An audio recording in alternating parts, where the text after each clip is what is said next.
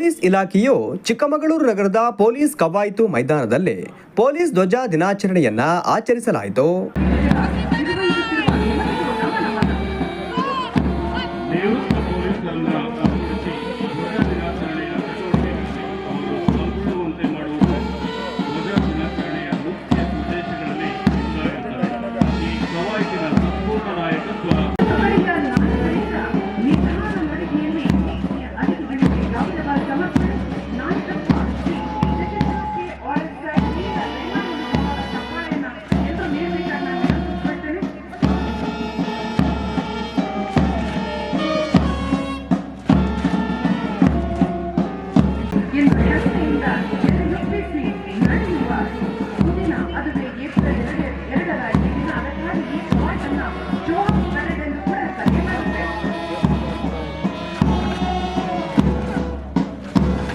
ಅತಿಥಿಗಳಿಗೆ ಗೌರವವನ್ನು ಸಮರ್ಪಿಸುತ್ತಿರುವ ತುಕಡಿ ಎರಡನೆಯ ತುಕಡಿಯ ನಾಯಕತ್ವ ಈ ಭವ್ಯ ವಿಶಾಲ ಕರ್ನಾಟಕದ ಜನತೆಯ ಸೇವೆ ಮಾಡಲು 1965ನೇ ಸಾಲಿನ ಏಪ್ರಿಲ್ 2ರಂದು ಪೊಲೀಸ್ ಧ್ವಜ ದಿನಾಚರಣೆಯನ್ನು ಆಚರಿಸಲಾಗುತ್ತಿದೆ.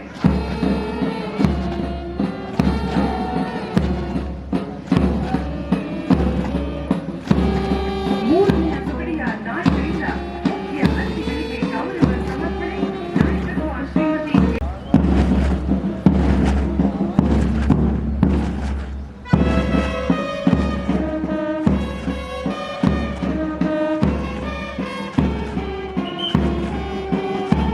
ಮುಖ್ಯ ಅತಿಥಿಗಳಿಗೆ ಗೌರವ ಸಮರ್ಪಿಸುತ್ತಿರುವ ತುಕಡಿ ನಾಲ್ಕನೆಯ ತುಕಡಿಯ ನಾಯಕತ್ವ ಗಜೇಂದ್ರ PSI ಠಾಣೆ.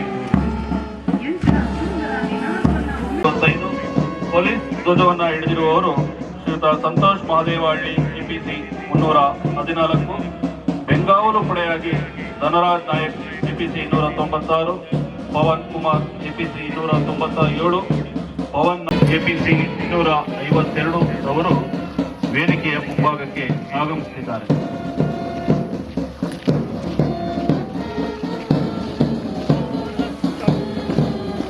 ಈ ಸಂದರ್ಭದಲ್ಲಿ ಮುಖ್ಯ ಅತಿಥಿಯಾಗಿ ಭಾಗವಹಿಸಿದ್ದ ನಿವೃತ್ತ ARSC ತೌಫಿಕ್ ಅಹಮದ್ ಅವರು ಮಾತನಾಡಿ, ಪೊಲೀಸರು ಎಲ್ಲಿ ಕರ್ತವ್ಯ ನಿರ್ವಹಿಸುತ್ತಾರೋ ಅಲ್ಲಿ ಧ್ವಜ ಇರುತ್ತದೆ. ಪೊಲೀಸ್ ಧ್ವಜದ ಗೌರವವನ್ನ ಎತ್ತಿ ಹಿಡಿಯುವುದು ಪೊಲೀಸರ ಕರ್ತವ್ಯ ಎಂದರು. ಪೊಲೀಸ್ ಸಿಬ್ಬಂದಿಯ ತ್ಯಾಗವನ್ನು ಸ್ಮರಿಸುವ ದಿನ. ಪೊಲೀಸ್ ಎಂದರೆ ಕೇವಲ ಬಂದೂಕು ಹಿಡಿದು ನಿಲ್ಲುವುದಲ್ಲ. ಅವರು ನಮ್ಮ ಸುರಕ್ಷತೆಯನ್ನು ಖಾತರಿಪಡಿಸುವ ಸಲುವಾಗಿ ತಮ್ಮ ಕುಟುಂಬವನ್ನು ತೊರೆದು ಶ್ರಮಿಸುವರು. ನಮ್ಮ ಹಬ್ಬಗಳು, ಉತ್ಸವಗಳು, ಕೋವಿಡ್ನಂತಹ ಸಂಕಷ್ಟದ ಸಮಯವಿರಲಿ ಅಥವಾ ಯಾವುದೇ ನೈಸರ್ಗಿಕ ವಿಕೋಪವಿರಲಿ ತಮ್ಮ ಕುಟುಂಬವನ್ನು ತೊರೆದು ಸಾರ್ವಜನಿಕ ಸೇವೆಗೆ ಬದ್ಧರಾಗುವರು. ನಮ್ಮ ಪೊಲೀಸರು ಸೈಬರ್ ಅಪರಾಧಗಳಂತಹ ಸವಾಲುಗಳನ್ನು ಎದುರಿಸಲು ನಮ್ಮ ಪೊಲೀಸರು ತಂತ್ರಜ್ಞಾನಕ್ಕೆ ಸಜ್ಜಾಗಿರೋದು ಹೆಮ್ಮೆಯ ವಿಷಯ. ಮತ್ತು ನನ್ನ ಪೊಲೀಸ್ ಜೀವನದಲ್ಲಿ ನಾನು ಹೆಚ್ಚಾಗಿ ಪೊಲೀಸ್ ಅಧೀಕ್ಷಕರ ಸುಮಾರು 13ರಿಂದ 14 ಪೊಲೀಸ್ ಅಧೀಕ್ಷಕರ ವಾಹನ ಚಾಲಕರಾಗಿ ಸೇವೆ ಸಲ್ಲಿಸಿ ನನಗೆ ತುಂಬ ಹೆಮ್ಮೆ ಇದೆ. ಜಿಲ್ಲಾಧಿಕಾರಿ ನಾಗರಾಜ್ ಅವರು ಮಾತನಾಡಿ, ಇಂದು ಪೊಲೀಸ್ ಇಲಾಖೆಗೆ ಮಹತ್ವದ ದಿನವಾಗಿದ್ದು 1965ರ ಏಪ್ರಿಲ್ 2ರಂದು ಕರ್ನಾಟಕದಲ್ಲಿ ಪೊಲೀಸ್ ಪಡೆ ಅಧಿಕೃತವಾಗಿ ರಚನೆಯಾದ ನೆನಪಿಗಾಗಿ ಈ ದಿನವನ್ನು ರಾಜ್ಯದ ಎಲ್ಲ ಜಿಲ್ಲಾ ಕೇಂದ್ರಗಳಲ್ಲಿ ಆಚರಿಸಲಾಗುತ್ತಿದೆ. ಈ ಧ್ವಜವು ಶಿಸ್ತು, ಕರ್ತವ್ಯ ನಿಷ್ಠೆ, ಕಾನೂನು ಪಾಲನೆ ಹಾಗೂ ರಕ್ಷಣೆಯ ಸಂಕೇತವಾಗಿದೆ. ಸಮಾಜದಲ್ಲಿ ಸಾರ್ವಜನಿಕರು ಮತ್ತು ಪೊಲೀಸರ ನಡುವಿನ ಬಾಂಧವ್ಯ ಬೆಳೆಸಲು ಇದು ಅತ್ಯಂತ ಮುಖ್ಯವಾಗಿದೆ. ಪ್ರತಿ ವರ್ಷ ಪೊಲೀಸ್ ಧ್ವಜ ಟಿಕೆಟ್ಗಳನ್ನು ಮಾರಾಟ ಮಾಡಿ ಅದರಿಂದ ಬರುವ ಹಣವನ್ನು ಪೊಲೀಸ್ ಕಲ್ಯಾಣ ನಿಧಿಗೆ ಜಮಾ ಮಾಡಲಾಗುತ್ತದೆ ಎಂದರು. ಅವರ ಕುಟುಂಬದ ಸದಸ್ಯರೇ, ನಿವೃತ್ತ ಪೊಲೀಸ್ ಅಧಿಕಾರಿ ಮಿತ್ರರೇ, ಮಾಧ್ಯಮ ಮಿತ್ರರೇ ಹಾಗೂ ಈ ಕಾರ್ಯಕ್ರಮದಲ್ಲಿ ಹಾಜರಿರುವಂಥ ಎಲ್ಲ ನನ್ನ ಸಹೋದ್ಯೋಗಿ ಹಾಗೂ ಸಾರ್ವಜನಿಕ ಬಂಧುಗಳೇ,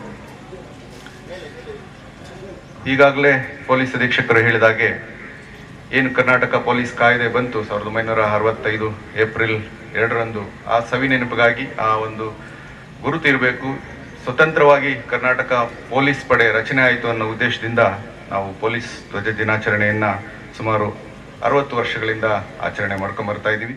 ಜಿಲ್ಲಾ ಪಂಚಾಯಿತಿ ಮುಖ್ಯ ಕಾರ್ಯನಿರ್ವಹಣಾ ಅಧಿಕಾರಿ ಕೀರ್ತನ ಅವರು ಮಾತನಾಡಿ, ನಾವೆಲ್ಲರೂ ವಿಭಿನ್ನವಾದ ಪ್ರದೇಶ, ಭಾಷೆ, ಜಾತಿ, ಧರ್ಮದಿಂದ ಬಂದವರಾದರೂ ನಮ್ಮೆಲ್ಲರ ಏಕೈಕ ಧ್ಯೇಯ ಶ್ರೇಷ್ಠ ರಾಷ್ಟ್ರ ನಿರ್ಮಾಣದ ಗುರಿಯಾಗಿದೆ. ಸಂವಿಧಾನಕ್ಕೆ ಬದ್ಧರಾಗಿ ನಾವೆಲ್ಲರೂ ಕಾರ್ಯನಿರ್ವಹಿಸಬೇಕು ಎಂದು ಹೇಳಿದರು. ನಾನಿದು ಫಸ್ಟ್ ಟೈಮ್ ಈ ಇವೆಂಟ್ ಅಟೆಂಡ್ ಮಾಡ್ತಾ ಇರೋದು.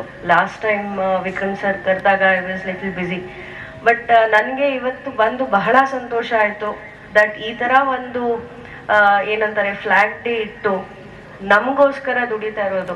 ಸೊಸೈಟಿನಲ್ಲಿ ಒಂದು ಹಬ್ಬನೂ ಆಚರಿಸದೆ, ಹುಟ್ಟಿದ ಹಬ್ಬ ಆಚರಿಸ್ಕೊಳಕ್ಕಾಗದೆ, ನಾವೆಲ್ಲರೂ ಗೌರಿ ಗಣೇಶಕ್ಕೆ ಮನೆಯಲ್ಲಿ ಗಣೇಶನಿಟ್ಟು ಗೌರಿನಿಟ್ಟು ಹಬ್ಬ ಆಚರಿಸ್ತಾ ಇದ್ರೆ ಪಾಪ ನಮ್ಮ ಪೊಲೀಸ್ ಇಲಾಖೆ ಎಲ್ಲ ಬಂಧು ಮಿತ್ರರು ಅವ್ರ ಕುಟುಂಬದವರು ಸೇರಿ ಆ ಹಬ್ಬನ ತ್ಯಾಗ ಮಾಡಿ ನಮಗೋಸ್ಕರ ನಮ್ಮ ಸಿಟಿನಾಗ್ಲಿ, ನಮ್ಮ ರಾಜ್ಯನಾಗ್ಲಿ, ನಮ್ಮ ಬೀದಿಗಳನ್ನಾಗ್ಲಿ ಕಾಯ್ತಾ ಇರ್ತಾರೆ. ಜಿಲ್ಲಾ ಪೊಲೀಸ್ ವರಿಷ್ಠಾಧಿಕಾರಿ ಜಿತೇಂದ್ರ ಕುಮಾರ್ ದಯಾಮ ಅವರು ಕಾರ್ಯಕ್ರಮದ ಅಧ್ಯಕ್ಷತೆ ವಹಿಸಿ ಮಾತನಾಡಿ, ಕರ್ನಾಟಕ ರಾಜ್ಯ ಪೊಲೀಸ್ ಧ್ವಜ ದಿನಾಚರಣೆಯನ್ನ ಹಾಗೂ ನಿವೃತ್ತ ಪೊಲೀಸ್ ಅಧಿಕಾರಿಗಳ ಕಲ್ಯಾಣ ದಿನವನ್ನ ಪ್ರತಿ ವರ್ಷ ಏಪ್ರಿಲ್ 2ರಂದು ರಾಜ್ಯದ ಎಲ್ಲ ಜಿಲ್ಲಾ ಕೇಂದ್ರಗಳಲ್ಲಿ ಆಚರಿಸಲಾಗುತ್ತದೆ. ಪೊಲೀಸ್ ಇಲಾಖೆಯ ಅಧಿಕಾರಿಗಳು ಮತ್ತು ಸಿಬ್ಬಂದಿ ದಿನದ 24 ಗಂಟೆಗಳ ಕಾಲ ವಿಶ್ರಾಂತಿ ಇಲ್ಲದೆ ಕರ್ತವ್ಯ ನಿರ್ವಹಿಸಿ ಸಾರ್ವಜನಿಕರ ಆಸ್ತಿ ರಕ್ಷಣೆ ಮತ್ತು ಕಾನೂನು ಸುವ್ಯವಸ್ಥೆ ಕಾಪಾಡುವಲ್ಲಿ ತೊಡಗಿರುವುದು ಎಲ್ಲರಿಗೂ ತಿಳಿದ ವಿಚಾರವಾಗಿದೆ ಎಂದು ಹೇಳಿದರು. ಅಧಿಕಾರಿ ಸಿಬ್ಬಂದಿಗಳ ಪತಿ ಪತ್ನಿ ಅವರಿಗೆ ಕ್ಷೇಮಾಭಿವೃದ್ಧಿಗಾಗಿ ನಿವೃತ್ತ ಪೊಲೀಸರ ಕಲ್ಯಾಣ ನಿಧಿಯನ್ನು ತೆರೆದು ಸರದಿ ವೈದ್ಯಕೀಯ ವೆಚ್ಚಗಳಿಗಾಗಿದೆ ಧನ ಸಹಾಯವನ್ನು ನೀಡಲಾಗುತ್ತಿರುತ್ತದೆ. ಈ ನಿವೃತ್ತ ಪೊಲೀಸರನ್ನು ಒಗ್ಗೂಡಿಸಿ ಧ್ವಜ ದಿನಾಚರಣೆಯ ಚಟುವಟಿಕೆಗಳಲ್ಲಿ ಅವರು ಪಾಲ್ಗೊಳ್ಳುವಂತೆ ಮಾಡುವುದು ಧ್ವಜ ದಿನಾಚರಣೆಯ ಮುಖ್ಯ ಉದ್ದೇಶಗಳಲ್ಲಿ ಒಂದು ಆಗಿರುತ್ತದೆ. ಧ್ವಜ ದಿನಾಚರಣೆಯಿಂದ ಪುಟ್ಟ ಕಾಗದದ ಧ್ವಜಗಳನ್ನು ಬಿಡುಗಡೆ ಮಾಡುತ್ತಿತ್ತು.